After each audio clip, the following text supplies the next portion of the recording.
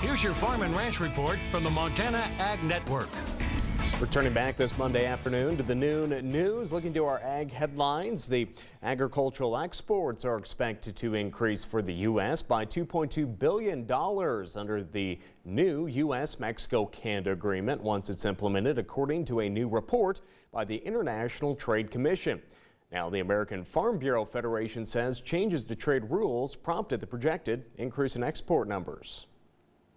In the past, the ITC really never had a way of putting numbers behind rules. But this time, they used some new modeling and came out with that number. And we think over time, once this is implemented, this will have those beneficial effects and be a good addition to what we already have in NAFTA with the new USMCA provisions. USMCA changes sanitary and phytosanitary standards, biotech rules, and other provisions. Farm Bureau says the projected increase in ag exports also comes from quota changes. Part of the $2.2 billion was $435 million, and we think new exports to Canada because they granted some more access. They raised the quotas. They didn't really get rid of their tariffs on dairy and poultry, which is their last remaining control they have over those imports, but they raised access, so we've got that.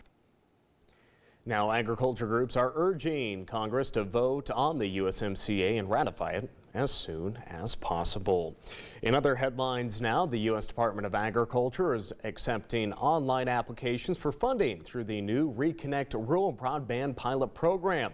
These funds will enable the federal government to partner with the private sector and rural communities to build modern broadband and infrastructure along the way in areas with insufficient internet service. Funding applications can be submitted at reconnect.usda.gov. Don't go away, we'll have more coming up next.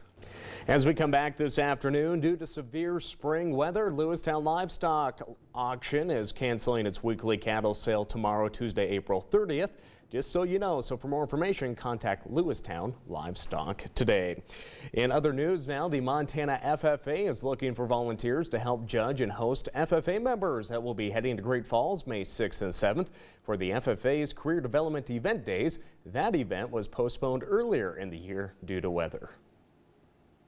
These are state-level contests, and the winners will go on to compete at National Convention. It will be hosted in Great Falls. It was originally rescheduled due to weather. We are looking for volunteers to help out with judging and just helping out with the events there. It's very, very important to understand the effects that your support has on the organization, on the membership. Just like to reiterate how much your support would mean to us at our Montana CDE Days coming up in Great Falls on May 6th and 7th.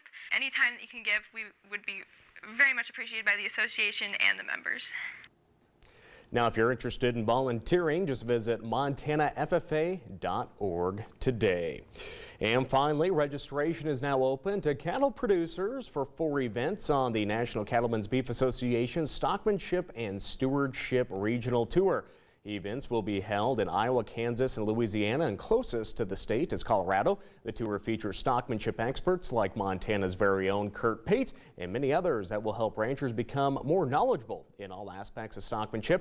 By attending, producers may also become Beef Quality Assurance certified. For more information, just visit ncba.org today. And that's going to do it for today's Farm and Ranch News. We'll send it back over to the news desk.